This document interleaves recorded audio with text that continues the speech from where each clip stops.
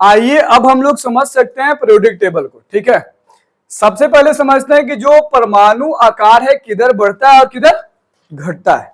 ठीक, अगर आवर्त में आप बढ़ते हैं तो आवर्त में जो परमाणु संख्या है वो क्या होगी, क्रमबद्ध बढ़ रही है, जैसे एक के बाद दो, दो के बाद तीन, चार, पांच, छह, सात, इस तरह से। ठीक है, लेकिन जरा ध्यान दीजिए कि अगर हम आवर्त में चलते हैं तो क्या इसके कक्षाएं बढ़ रही है, कक्षाएं नहीं बढ़ रही है। ठीक है, यहां एक थी, यहां दो है, यहां भी दो है, यहां भी कितने हैं, दो है, यहां भी दो है, यहां भी दो है, इन सब में कितने होंगे, दो दो होंगे, तो कक्षाएं तो बढ़ी नहीं, एक एक इलेक्ट्रॉन क्या हो रहा है, बढ़ रहा है। तो जब एक एक इलेक्ट्रॉन बढ़ रहा है तो एक एक जो प्रोटॉन है वो भी क्या हो रहा है, बढ़ रहा है, क्या हो रहा है, बढ़ रहा है।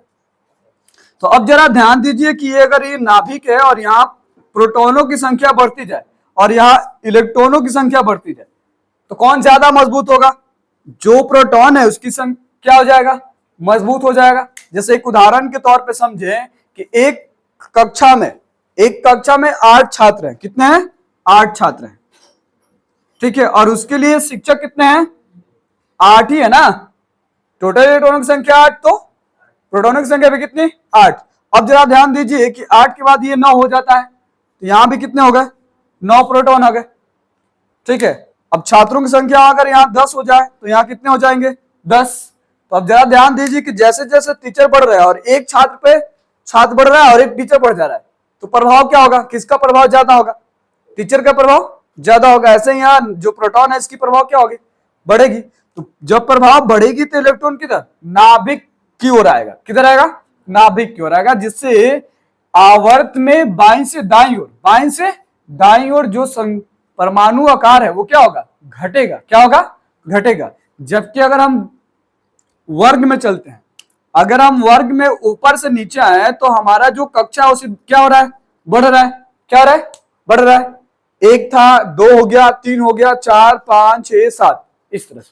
तो अब कक्षाएं बढ़ रही है और इलेक्ट्रॉन भी क्या हो रहा है, बढ़ रहे हैं। कक्षाओं के बढ़ने के कारण, ठीक है, जो परमाणु आकार है वो क्या होगा, बढ़ जाएगा।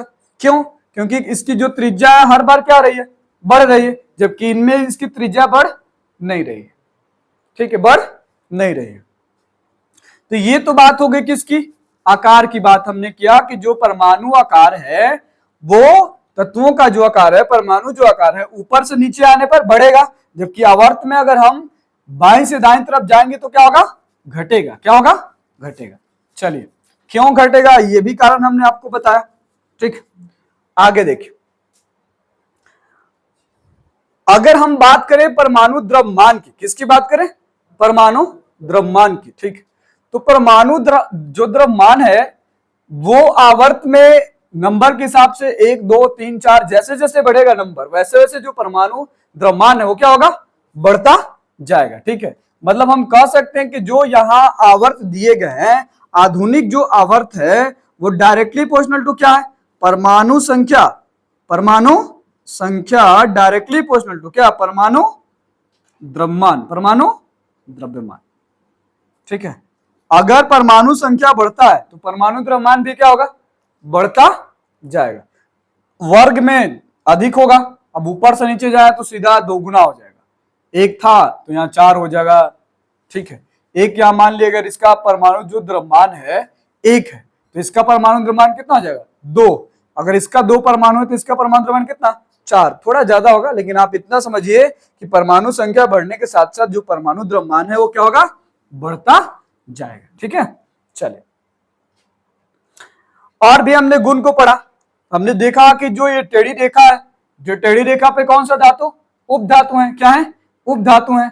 जबकि इस टेढ़ी रेखा के इस साइड जो दिख रहे हैं, मतलब दाईं तरफ दिख रहे हैं, वो क्या है, अधातु है। जबकि इसके बाईं ओर दिख रहे हैं वो क्या है, धातु है, क्या है, धातु है।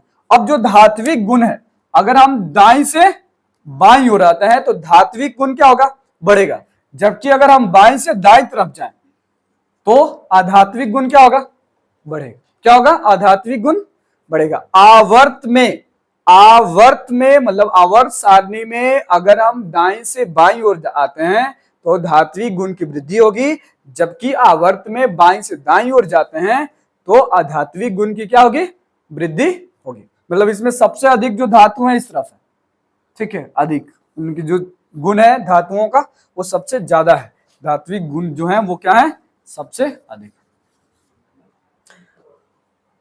और देखिए अगर हम बात करें आयन एंथैल्पी की, किसकी बात करें, आयन एंथैल्पी की, तो आयन एंथैल्पी अगर हम ऊपर से नीचे चलते हैं, ठीक है, कहां, ऊपर से, सॉरी नीचे से ऊपर चलिए, नीचे से ऊपर, तो नीचे से ऊपर चलिएगा तो आयन एंथैल्पी क्या होगा, बढ़ेगा, क्या होगा, बढ़ेगा। आयन जो एंथैल्पी है अगर आप नीचे से ऊपर जाते हैं तो बढ़ेगा, जबकि अगर आप इसके विपरीत अगर आप ऊपर से नीचे आते हैं तो घटेगा। कौन सा, आयन एंथैल्पी। इसी तरह से इलेक्ट्रॉन लब्धि एंथैल्पी है वो भी क्या होगा, अगर नीचे से आप ऊपर जाते हैं तो बढ़ेगा, जबकि अगर ऊपर से नीचे आते हैं तो क्या होगा, घटेगा, क्या होगा, घटेगा। विद्युत ऋणात्मकता देखिए कह रहा है कि विद्युत जो ऋणात्मकता है अगर आप ऊपर से नीचे आते हैं, क्या आते हैं, ऊपर से नीचे आते हैं तो बढ़ता है। कौन सा, विद्युत ऋणात्मकता का जो गुण है अगर आप ऊपर से नीचे आएंगे तो क्या होगा, बढ़ेगा, जबकि अगर आप नीचे से ऊपर जाएंगे, नीचे से ऊपर जाएंगे तो जो विद्युत ऋणात्मकता है उसकी जो मान है वो क्या होगा, घटेगा, क्या होगा, घटेगा। जबकि अगर हम आवर्त में बाएं से दाएं तरफ जाएं, बाएं से दाएं तरफ जाएं तो विद्युत ऋणात्मकता क्या होगा, बढ़ेगा, क्या होगा, विद्युत ऋणात्मकता बढ़ता है, ठीक है। जबकि अगर हम एक और करें कि इलेक्ट्रॉन लब्धि बढ़ेगा, कौन बढ़ेगा, इलेक्ट्रॉन लब्धि बढ़ेगा। आवर्त में अगर हम बाएं से दाएं तरफ जाते हैं तो इलेक्ट्रॉन लब्धि क्या होगा, बढ़ेगा। इसके साथ साथ जो आयन एंथैल्पी था, क्या था, आयन एंथैल्पी, ये भी क्या होगा, बढ़ेगा। आवर्त में अगर हम बाएं से कहां जाए, दाएं तरफ जाए तब क्या होगा, बढ़ेगा। इस तरह से आप आधुनिक आवर्त सारणी को बेहतर ढंग से समझ लिया, ठीक। परमाणु संख्या क्या है, परमाणु द्रव्यमान क्या है, मतलब इसके जो टोटल गुणधर्म है वो हमने क्या किया, आवर्तों के जो गुणधर्म थे उसके विषय में हमने संपूर्ण जानकारी ले ली। अब हम लोग S block, D block, P block, जो भी ब्लॉक हैं उनकी जानकारी अगले वीडियो में, नेक्स्ट वीडियो में या फिर नेक्स्ट क्लास में बताए जाएंगे, ठीक। क्योंकि प्रत्येक तत्व के अलग अलग गुणधर्म है, ठीक, उस गुणधर्म को अगले वीडियो में बताए जाएंगे, अगले क्लास में।